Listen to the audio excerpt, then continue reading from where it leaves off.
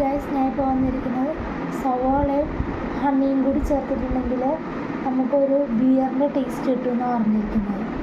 അപ്പോൾ നമുക്ക് ഇത് എങ്ങനെയാണെന്ന് നോക്കാം.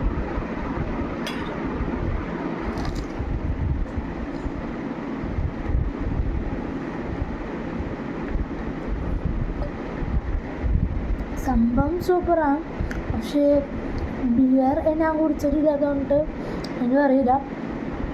സംഭവം നല്ല ടേസ്റ്റ് ഉണ്ട്.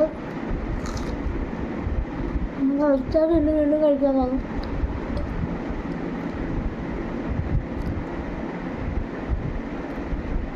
നമ്മുടെ ലൈക്ക് സർബത്തൊക്കെ കുടിക്കുന്ന പോലെ ഇരിക്കുന്നുണ്ട്.